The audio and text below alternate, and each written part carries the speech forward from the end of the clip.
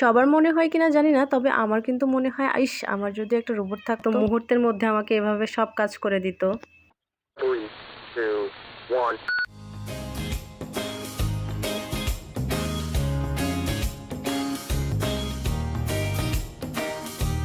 আসসালামু আলাইকুম এভরিওয়ান, কি অবস্থা, কেমন আছেন সবাই? আমার তো মাঝে মধ্যে কাজ করতে করতে অবস্থা খুবই খারাপ হয়ে যায়। তারপর খালি মনে হয় দূর আর কাজ করতে ভালো লাগে না। তখন শুধু মনে হয় ইস আমার যদি একটা রোবট থাকতো, তারপর দৌড়ে দৌড়ে বাসার সব কাজ করে দিত, কতই না ভালো হতো বলেন। আমার মতো আপনাদেরও কি এরকম মনে হয় নাকি? একটা বাসায় আসলে খুঁটিনাটি অনেক কাজ থাকে, আর এত বেশি কাজ থাকে যে খুঁটিনাটি অনেক কিছু করতে গেলে না আপনার কোনো না কোনোটা মিস্টেক হয়। আজকে আমি পরিষ্কার করতে আসছিলাম আমার বেলকনি। আসলে আমরা দুজনের কেউই বাসায় থাকি না সারাদিন, আমরা কখনোই বেলকনিতে যাই না কাপড় নাড়া ছাড়া। সেজন্য বেলকনিটা একদম পরিত্যক্ত হয়ে পড়েছিল। তো ভাবলাম যে এভাবে ফেলে না রেখে একটু পরিষ্কার করে নেই। এই যে ফুলের টবগুলো দেখতে পাচ্ছেন, এটা আসলে চাইলে আমি একটা ভালো ফুলের টব কিনে লাগাতে পারি, কিন্তু আসলে আপনি যদি চিন্তা করেন যে আপনি একটা জায়গায় ইনভেস্ট করছেন কিন্তু কিছুদিন পরে আপনি সেটা ফেলে দিয়ে চলে যেতে হবে, তখন আপনি কি করবেন? সবচেয়ে বড় কথা, সারা দিন পরিশ্রম করার পরে এফোর্ট দিয়ে যখন আপনি একটা বাগান করলেন, সেটা যখন ফেলে দিয়ে চলে যেতে হবে, তো আর চেয়ে কষ্ট আর পৃথিবীতে কিছুই নেই।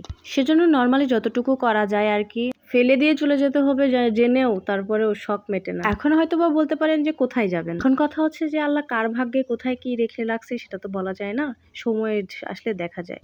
তারপরে বেলকনিটা আমি পরিষ্কার করে নিচ্ছিলাম, এর মধ্যে যদি নতুন কোনো ফুলের বীজ পাই সেগুলো এনে লাগাবো।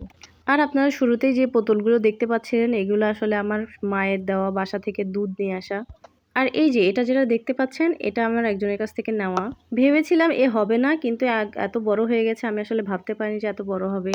আসলে বাইরে দিই না, যখন তখন রোদ বৃষ্টি বের হয়, আবার রোদ হলে মারা যায়, বৃষ্টি হলে আবার ভালো হয়, এই জন্য সবসময় ভেতরেই রাখি। আসলে ফুল বাগান করার জন্য আপনাকে একভাবে একটা জায়গায় স্থায়ী হতে হবে। আপনি জানতে পারছেন যে এখানে আপনার স্থায়ীভাবে থাকা নাও হতে পারে, তাইলে আপনি আসলে এভাবে আসলে হয় না। বাগান করতে হলে আসলে অনেক বাগান একটা সাধনা, যত্ন নিয়ে, পরিশ্রম নিয়ে, সময় নিয়ে করতে হয়। সেজন্য আর এটার উপরে তেমন একটা মন দিয়ে করি না, হালকার উপর ঝাপসা যতটুকু করা যায় আর কি। আপনাদের সাথে কথা বলতে বলতে আমার প্রায় বেলকনি পরিষ্কার হয়ে গেছে। বাস্তবে যদি এত তাড়াতাড়ি বা এত শর্টকাটে যদি পরিষ্কার করা যায়, তো তাইলে আমার চেয়ে খুশি খুশি আর কেউই হতো না।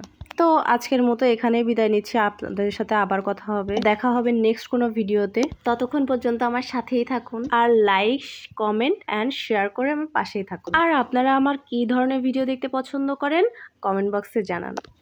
এর মধ্যে ততক্ষণ পর্যন্ত আমি বিদায় নিচ্ছি। আপনারা সবাই ভালো থাকবেন, সুস্থ থাকবেন। আল্লাহ হাফিজ and thank you for watching my video.